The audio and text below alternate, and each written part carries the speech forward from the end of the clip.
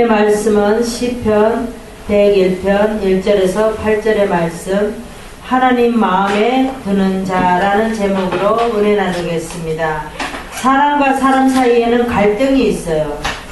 그 다음에 좋은 관계도 있습니다. 사람이 모이는 곳에는 어떠한 사람이 좋은 사람만 모이는 것 같아도 그렇지 않아요. 처음에는 좋은 사람끼리 모이는 것 같아도 한두 시간만 지나면 갈등도 생기고 좋은 관계도 되고 이럴 수 있다라는 겁니다. 갈등은 상대방의 말을 안 들어주는 거예요. 우리가 상대방의 함부로 그 사람이 어떤 말을 할 때 그 사람의 의견을 들어주지 않고 함부로 생각하고 또 함부로 말하고 그러면 늘 갈등이 생깁니다. 그렇지만 그 사람이 어떤 말을 할지라도 좋은 의견으로 그 상대방의 말을 들어주면 좋은 관계가 되는 거예요. 우리가 사회생활이나 교회에서나 집안에서나 자녀와 부모 관계도 마찬가지예요. 우리가 자녀를 할지라도 자녀가 우리와 부모가 있으면 늘 좋은 말만 주고받을 수 없어요. 자녀도 역시 몇 시간만 같이 대화를 하다 보면 갈등이 생긴다라는 거예요. 잠깐 엄마, 아빠 이렇게 해가지고 좋은 말, 자기가 좋은 말 이런 말을 할 때는 서로 주고받고 몇 마디 할 때는 괜찮습니다. 그런데 몇 마디가 지나고 한 시간이 지나면 벌써 좋은 관계가 되지가 못해요. 그런 거예요. 관계라는 것이 그렇습니다. 그렇지만 우리가 사회생활을 할 때 어떤 우리보다 우리 높은 상사가 있어요. 그런데 그 사람 말에 우리가 무조건 갈등할 수가 없죠. 듣는 거예요. 의견을 존중하는 거예요. 그러면 갈등이 없는 거예요. 우리가 집안에서도 어떤 일이 있습니다. 아내를 대할 때, 남편을 대할 때도 우리가 좋은 관계로, 좋은 의견으로 상사와 같이, 부하와 같이 이런 마음으로 대화를 들어주면 좋은 관계가 될 수 있다는 거예요. 남자는 단순해요. 남자는 전화를 받잖아요. 전화 받고 왔다 갔다 하기만 하지 다른 생각 못해요. 근데 여자는 어떻습니까? 여자는 전화를 받으면서도 나물도 다듬고 밥도 하고 설거지도 하고 청소도 하고 아이도 보면서 전화를 받습니다. 만약에 남편이 아파서 병원에 있잖아요. 그러면 아내는 어떡하죠? 병 간호하면서 자녀 돌보면서 돈을 벌면서 이렇게까지 하면서 합니다. 근데 남자는 만약에 아내가 아파서 병원에 입원하잖아요. 그러면 간호하면 간호 한 가지밖에 못해요. 자녀도 못 돌봐요. 집안일도 못해요. 한 가지밖에 못하는 거예요. 남자의 머리와 여자의 머리는 달라요. 하나님이 그렇게 만들어 놓으셨어요. 그래서 우리가 나이를 먹으면 남자는 더 답답해요. 우리가 봤을 때 남자를 보면 더 숨이 막혀요. 더 자기 방식대로 하려고 그러고 젊었을 때 못 고쳤던 걸 나이 먹으면 고칠 수 있을까요? 더 못 고쳐요. 왜? 고집이 더 왕성해 가는 거예요. 그래서 우리가 부부가 나이를 먹어가면 자식이 부모를 바라볼 때 남자는 나이를 먹으면 잔소리도 많아져요. 자꾸 참견을 하게 되고 그렇게 되는 거예요. 여자는 어떡하죠? 자꾸 나가고 싶어요. 그런 잔소리 듣기 싫은 거예요. 그래서 자꾸 갈등이 일어나는 거예요. 가정에. 근데 상대방이 잔소리를 하면 그냥 웃으면서 아이고 여보 그만하죠 그러면 좋은 관계가 되겠죠. 근데 들어주는 것도 한계가 있다는 거죠. 근데 아내가 화를 내면 어떻게 해요? 좋은 관계가 되지 못해요. 서로 싸우게 되고 처음에는 한마디가 나중에 가면 10마디가 되고. 그런데 부부지간에 싸움을 해도 그래요. 남자는 이렇게 성격이 그냥 막 성질나면 아내 생각도 안 해요. 자기 속에 있는 말 그냥 지르고 말아요. 근데 여자는 만약에 싸움하자 남자가 지르고 나면 여자는 어떡하죠? 가만 생각, 네가 그렇게 지금까지 참고 산 것도 황송한데 그렇게 지금도 그렇게 나이 먹어서도 그렇게 해? 이래가지고 여자는 어떡하죠? 옛날에 시집 왔을 때부터 끄집어내가지고 지금까지 다 끄집어내는 거예요. 남자는 옛날의 일을 생각을 못하는 거예요. 단순해서. 여자와 남자와 생각 차이가 그런 거예요. 여자는 지금 뭘 생각하라면 옛날에 갑자기 생각이 안 나요. 근데 남자가 그 말 한마디 상대방에서 내한테 돌을 던질 때 나는 옛날에 몇십 년 전에 게 다 끄집어 나오는 거예요. 그 여자와 남자 다른 거예요. 그래서 우리는 하나님의 마음에 드는 자가 되려면 어떻게 해야 되죠? 우리는 갈등이 아니라 상대방이 나에게 어떤 말을 할 때 배려하는 거예요. 의견을 존중하는 거예요. 하나님도 마찬가지예요. 우리가 하나님 믿는다 그래서 하나님이 늘 우리에게 좋은 것만 주나요? 아니에요. 인자도 주시지만 공의도 한다는 거예요. 때로는 우리에게 맛있는 것도 주지만 어떻게 하죠? 때로는 매로도 때리기도 한다는 거예요. 하나님이. 마찬가지예요. 우리가 하나님 마음에 들게 하려면 어떻게 해야 돼요? 하나님이 때로는 맛있는 거 줄 때도 하나님이 하셨군요. 매를 때릴 때도 어떻게 해야 되죠? 하나님이 하셨군요. 이게 바로 하나님 마음에 드는 자예요. 어떻게 우리가 좋은 일만 있을 때만 하나님 맞습니다 이렇게 안 한다라는 거예요. 오늘 본문에 보면 다윗 왕이 초기에 이제 통치하는 것을 써놓으신 거예요. 101편을 쓰고 있는 겁니다. 다윗은 자신이 먼저 하나님 앞에 거룩해서 백성들을 올바로 잘 다스리겠다고 말을 하고 있습니다. 그 다음에 하나님의 통치 원리에 인자와 공의로 자기 신하들을 잘 다스리겠다고, 그들에게 충성된 자를 잘 발굴해서 또 맡겨준 사명을 하나님의 마음에 드는 자가 되겠다고 결심하는 다윗입니다. 그래서 다윗이 오늘 101편에 이 시편을 쓰고 나서 이렇게 하나님 마음에 들었습니다. 그러면 어떻게 해야 하나님 마음에 들 수 있죠? 첫 번째 말씀을 보겠습니다. 1절에서 2절의 말씀이에요. 하나님이 하신 일을 인정해야 돼요. 인정을 했을 때 하나님의 마음을 들 수가 있어요. 다윗은 어떻게 했죠? 많은 사람들이 다윗을 핍박하고 원망하고 그랬을 때도 안 그랬어요. 항상 하나님 마음에, 맞아요, 하나님 저들이 저렇게 하는 거 받아들이겠습니다. 저들이 저렇게 나에게 이렇게 해도 저는 받아주겠습니다. 하나님의 마음에 드는 자가 되었습니다. 우리 1절에 2절의 말씀을 보겠습니다. 내가 인자와 공의를 찬송하겠나이다. 여호와여 내가 주께 찬송하리이다. 내가 완전한 길에 주의 하오리이니 주께서 언제나 내게 임하시겠나이까. 내가 완전한 마음으로 내 집 안에서 행하리이다. 이 내 집이라는 것은 나라를 말합니다. 이 나라 안에서 내가 하나님이 주신 일을 행하겠습니다. 그러면서 다윗이 말하고 있습니다. 하나님께 헌신과 다짐을 합니다. 하나님이 하신 일을 인정을 했어요. 하나님이 하신 일을 인정하며 받아들이겠다고 다윗은 말하고 있습니다. 여호와여 내가 주께 찬양하나이다. 내가 완전한 길에 주의하오리다 라고 말하고 있습니다. 주권을 인정하고 있어요. 하나님은 때로는 나를 책망하고 때로는 나를 어렵게 하고 때로는 나를 돈이 없게 하실 때도 있어요. 그럴 때도 하나님이 이렇게 나에게 하셨군요. 이렇게 받아들이는 것이 하나님의 주권을 인정하는 거예요. 하나님의 주권이라는 것은 좋을 때만 하나님의 주권을 인정하는 거 아니에요. 우리가 어떤 환경에 집어넣었을 때도 하나님이 돈을 안 주시면 안 먹으면 돼요. 금식하면 돼요. 안 사면 돼요. 안 쓰면 돼요. 그게 바로 하나님의 주권을 인정하는 거예요. 하나님 마음에 들려고 하면 하나님이 하신 일을 제일 먼저 인정을 해야 됩니다. 우리는 어떨 때 하나님과 갈등이 생기냐면 하나님이 하신 일에 대해서 내가 인정을 하지 않는 거예요. 우리는 인간이기 때문에 나에게 좋은 일만 생길 때만 하나님이 하셨다고 인정을 할 때가 많습니다. 근데 나에게 나쁜 일이 생겨도 하나님이 하셨다고 우리는 인정을 해야 돼요. 그게 바로 하나님의 마음에 드는 자가 되는 거예요. 우리가 부모인데 우리 자녀가 항상 내 마음에 드는 일만 하나요? 아니죠. 그렇지만 자녀이기 때문에 우리가 어떻게 하죠? 아유 그래 저놈 새끼가 오늘 뭐 기분이 상한 일이 있나 보다.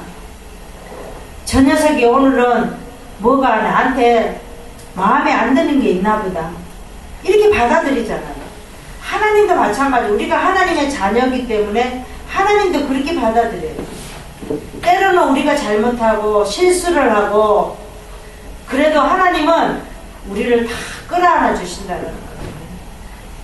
성경을 보시겠습니다. 시편 27편 5절에서 6절의 말씀을 보겠습니다. 구약의 819장을 보시겠습니다.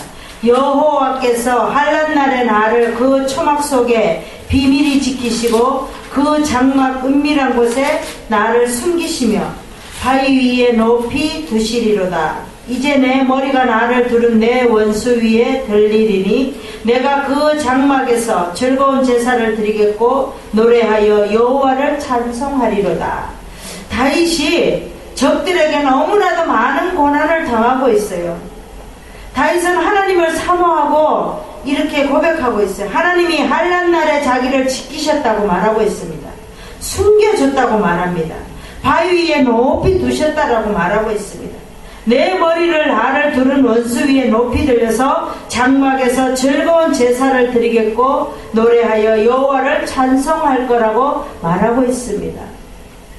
다윗은 어떻습니까? 적들에게 너무 큰 고난을 받고 있을 때도 하나님이 나를 이렇게 하셨다라고, 하나님이 이렇게 하셨군요, 하나님이 나를 이렇게 환난날에 나를 지키셨군요, 아니 숨기셨군요, 나를 숨겨주셨군요.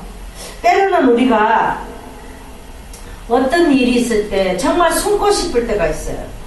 그것 또한 내가 숨은 것 같지만 내가 숨은 게 아니라 하나님이 나를 숨기셨다는 거예요.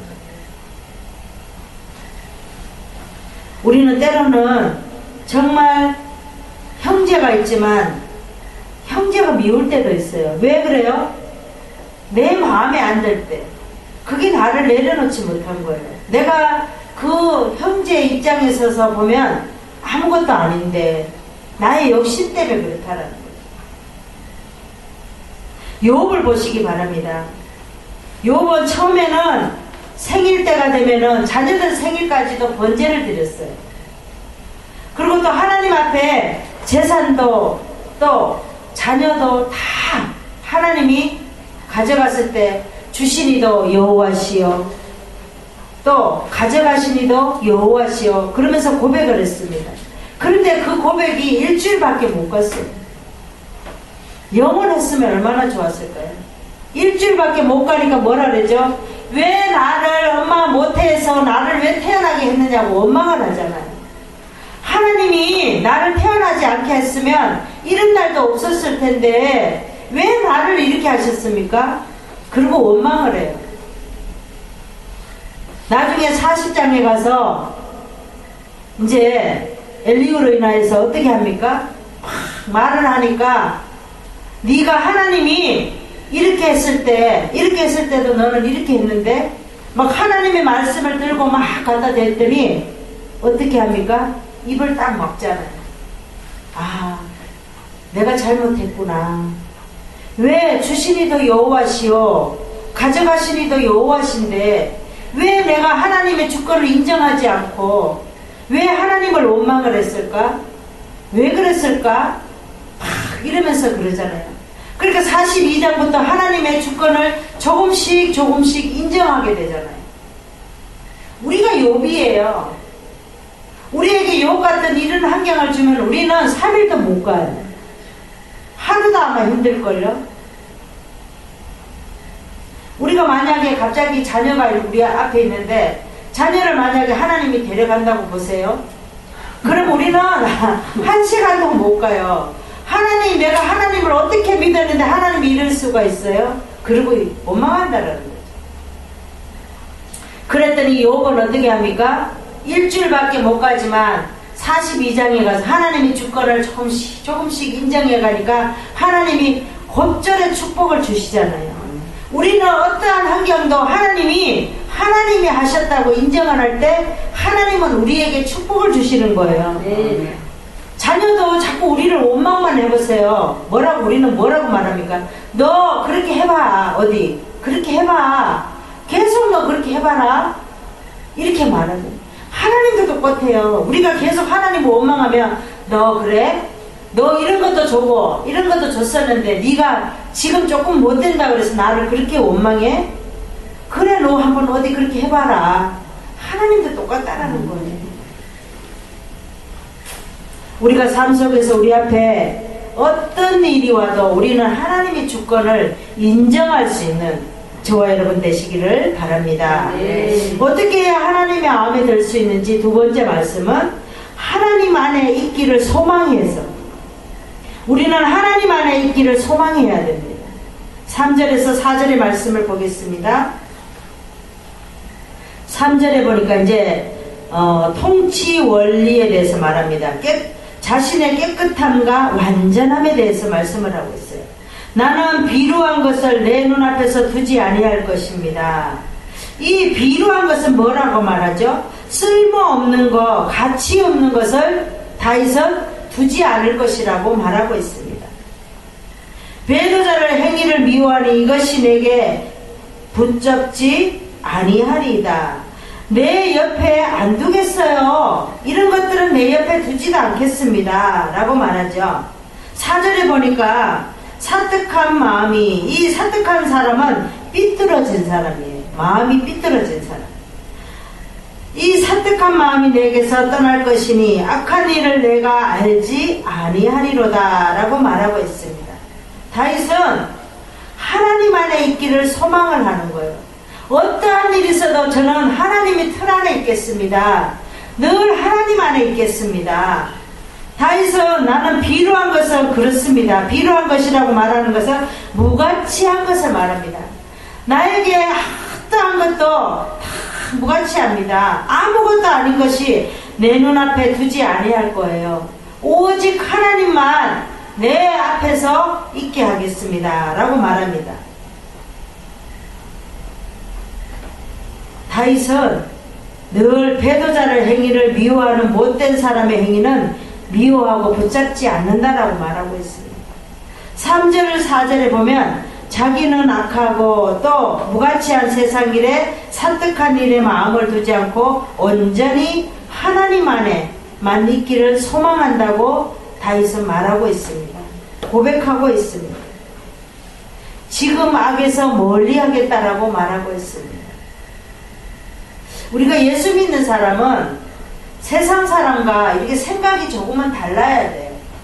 어떠한 환경에 오고 어떠한 일이 있으면 그럴 것이 아니라 나는 하나님 안에 있는 사람이지 라고 우리는 늘 가슴에 담고 있어야 돼요. 아멘.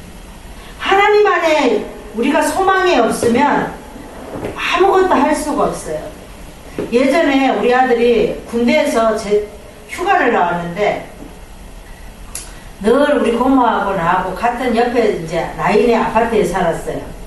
문을 열면 같은 데 살았는데 그러다가 우리는 이제 쫄딱 망하고 우리 고모는 다른 곳에를 갔어요. 더 좋은 데로 이사를 갔어요. 그런데 우리 아들이 이사를 이제 휴가를 나와가지고 제가 고모 할머니가 어디로 이사를 갔다 그랬더니 엄마 부러워 이러더라고요. 그래서 아니 안 부러워 이랬어요. 그랬더니 우리 아들이 뭐라 그러냐면 엄마 부러워하지 마. 우리에게는 소망이 있잖아. 그랬어요. 저는 그 말을 지금도 잊지 못해요. 우리는 하나님 마음에 우리는 소망이 있어야 돼요. 네. 우리가 조금 못 먹고 살면 어떻습니까? 좀 덜 입고 살면 어떻습니까? 좀 덜한 환경에 살면 어떻습니까? 어차피 우리는 나가서 아침 먹고 나가면 저녁에 잠자러만 들어옵니다. 집이 굳이 좋아야 됩니까? 아니에요. 우리가 하나님 안에 어떤 모습으로 있느냐가 중요한 거예요. 그 집이 뭐가 그렇게 중요합니까? 전세면 어떻고 월세면 어떻고 어떻습니까? 아니에요. 다 소용없는 거예요. 집 있는 자도 다 월세 사는 거예요. 왜?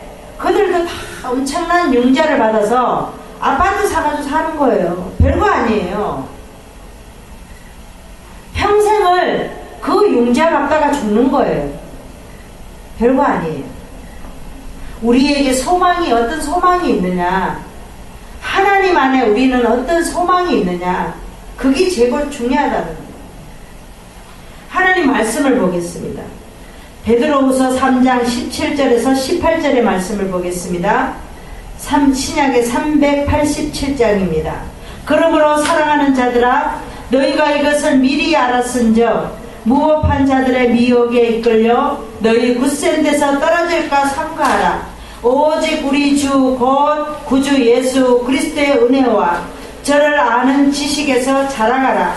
영광이 이제와 영원한 날까지 저에게 있을지어다 라고 고백하고 있습니다. 뭐라고 말합니까? 베드로는 미혹에 이끌려 굳센 데서 떨어질까 삼가하라는 거예요. 미혹에 이끌려 가지 말라는 겁니다. 미혹에 이끌려 갈지라도 우리는 굳센 데서 떨어질까 삼가하라는 거예요. 그리스도의 은혜와 저를 아는 지식에서 자라가라고 말하고 있습니다. 하나님의 마음에 꼭 드는 자가 되라고 우리에게 부탁의 당부를 하고 있습니다. 베드로는 어떤 사람이에요? 전에는 하나님 마음에 드는 자가 아니었습니다. 전에는 거짓말도 하고 물고기를 잡으러 가자고 막 친구들을 꼬셔서 물고기도 잡으러 간 사람이었습니다. 바로 그런 사람이었지만 하나님 마음에 별로 드는 자가 아니었어요. 그러나 지금은 여기에서 고백하고 있는 것이 뭐예요? 자기가 전에는 실수를 하고 정말 하나님의 마음에 드는 자가 아니었지만 이제는 그런 자가 아니라는 거예요. 우리도 그러죠. 예전에는 하나님을 알지 못하는 자였어요. 실수하는 자였어요. 하나님 마음에 드는 자가 아니었습니다. 그런데 이제는 어떻습니까? 하나님의 마음에 들려고 하나님 안에 소망을 두고 늘 기도하며 하나님을 어떻게 하면 하나님의 마음에 드는 자가 되려고 우리는 따라가는 자입니다. 그렇게 변해가고 있는 거예요. 요나답을 보시기 바랍니다. 요나답은 겐 족속이에요. 네갑 족속이죠. 그런데 이 요나답은 네갑 족속이 우리 예레미야 35장을 한번 보겠습니다. 예레미야 35장을 한번 봅시다. 예레미야 35장의 4절을 보니까 내가 네갑 족속 사람들 앞에 포도주가 가득한 사발과 잔을 넣고 마시라 권하매 그들이 우리는 포도주를 마시지 아니하겠노라. 네갑의 아들 우리 선조 요나답이 우리에게 명하여 이르기를 너희와 너희 자손은 영영이 포도주를 마시지 말며 이렇게 말하고 있습니다. 네갑은 네갑 족속에게 요나답은 네갑 족속에게 이런 당부를 했습니다. 너희들은 나그네인지 장막을 치고 살아라. 그러나 세상 기쁨 가운데도 가지 말고 본향에 따로 있으니까 세상의 정욕을 두지 말라는 거 부탁을 했습니다. 어떠한 사람이 포도주를 마시라고 권해도 너희들은 절대 마시지 말라고 말을 합니다. 그런데 이 레갑 족속은 우리 선조 요나답이 그렇게 당부한 것을 지키려고 노력하는 자였습니다. 하나님 마음에 드는 자였습니다. 요나답이 하지 말라고 했다고 끝까지 하지 않는 사람이 어떤 사람이요? 네갑 족속입니다. 우리도 하나님이 하지 말라고 하면 안 하려고 노력을 하는 그런 저와 여러분 되시기를 바랍니다. 우리는 세상 기쁨 조금 누가가 돈 조금 주고 조금 더 좋은 거 주고 하면은 우리는 따라가려고 노력하는 게 아니라 하나님 안에 있기를 소망하는 저와 여러분 되시기를 부탁드립니다. 그러면 어떻게 해야 하나님의 마음에 드는 자입니까? 세 번째 말씀은 하나님이 원하는 길을 따라가서 하나님 마음에 드는 자가 되어야 될 줄 믿습니다. 5절에서 6절의 말씀을 보겠습니다. 5절에 보니까 신하들 선발의 원칙은 충성과 완전함을 말합니다. 그 이웃을 극히 허는 자는 그 이웃을 허는 자는 뭐냐면 우리가 모이면 남을 막 헌담하는 사람, 그런 사람은 내가 멸할 것이요 눈이 높고 마음이 교만한 자를 내가 용납지 아니하리로다. 내 눈이 이 땅에 충성된 자를 살펴 나와 함께 거하게 하리니 완전한 길에 행하는 자가 나를 수종하리로다 라고 말하고 있습니다. 8절의 마지막에 보니까 죄악을 행하는 자는 여호와의 성에서 다 끊어지리로다 라고 말하고 있습니다. 하나님이 원하는 길을 따라가야 됩니다. 그래야지 하나님 마음에 드는 자가 되는 줄 믿습니다. 다윗은 신하들은 어떻게 선택해야 쓸 것인가, 어떻게 해야지만이 이웃을 허는 자를 내가 멸하겠다라고 말합니다. 사특한 자를 어떻게 해야지 내가 멸할까 말하고 있습니다. 6절에 보니까 내 눈이 이 땅에 충성된 자를 살펴 함께 거하겠다라고 말하고 있습니다. 7절에도 거짓을 행하는 자는 내 집안에 같이 있지 못하고 거짓말하는 자도 내 앞에서 서지 못하게 만들겠다라고 말하고 있습니다. 우리도 우리 삶 속에서 내가 정말로 하나님이 원하는 삶을 살고 있는가, 하나님의 마음에 드는 자로 살고 있는가, 우리는 늘 기억해야 될 줄 믿습니다. 성경을 보시겠습니다. 에베소서 5장 16절에서 18절, 신약의 315장을 보시겠습니다. 세월을 아끼라 때가 악하리나 그러므로 어리석은 자가 되지 말고 오직 주의 뜻이 무엇인가 이해하라. 술 취하지 말라. 이는 방탕한 것이니 오직 성령의 충만을 받으라. 하나님이 원하는 길입니다. 이것이 바로 하나님이 원하는 길이에요. 세월을 아끼라는 거예요. 때가 악하다라는 거죠. 지금 때가 얼마나 악합니까? 어리석은 자가 되지 말고 오직 주의 뜻이 무엇인가를 이해하라는 거예요. 술 취하지 말라. 이는 방탕한 것이니 성령의 충만을 받으라 라고 말하고 있습니다. 학계를 보겠습니다. 에스라서 5장에 보면 스룹바벨 성전을 건축하는데 중단하고 있을 때에 백성들에게 산에 올라가서 나무를 가져다가 성전을 건축하라고 말을 합니다. 하나님의 뜻을 정했습니다. 하나님이 원하든지 이 학계는 스룹바벨 성전을 건축을 합니다. 그랬더니 백성이 따라갑니다. 학계가 자기 생각을 다 버리고 하나님이 말하는 한 말을 학계는 해내고 맙니다. 우리도 내 생각이 있으면 하나님이 원하는 길을 못 따라가요. 내 방법이 있으면 못 따라갑니다. 하나님이 원하는 길을 따라가려면 내 방법, 내 생각을 내려놔야지만이 하나님이 원하는 길을 따라갈 수 있다는 겁니다. 오늘도 말씀해 보면 하나님이 하시는 일을 인정을 해야 됩니다. 하나님 안에서 있기를 우리는 소망을 해야 돼요. 하나님이 원하는 길을 따라가야 됩니다. 우리는 때로는 장마가 져서 진흙탕이라고 때로는 안 따라가고 싶을 때가 있어요. 그럴 때도 따라가다 보면 하나님이 사탕을 준비해서 우리에게 주시려고 기다리고 계신다라는 거예요. 좋은 것만 우리에게 주시는 거 아니에요. 말씀을 정리하겠습니다.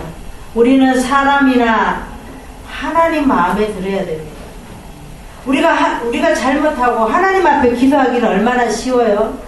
근데 사람 앞에 잘못했다라고 말하기는 힘듭니다. 그럴 때도 우리는 하나님 마음에도 들어야 되지만 사람 마음에도 들어야 됩니다. 어떻게 사람 마음에 안 드는데 하나님 마음에 들 수가 있죠? 안 돼요.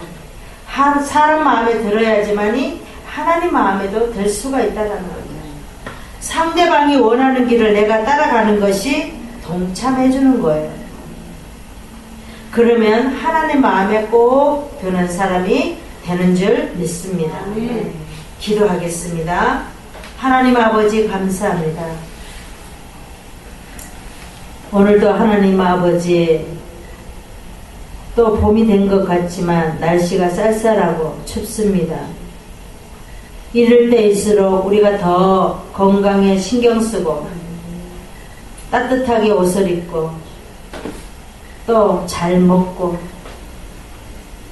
하나님의 말씀으로 잘 덧입혀서 하나님의 마음에 드는 자가 되기를 소망합니다. 오늘도 예배에 참석하지 못한 하나님의 사람들이 있습니다.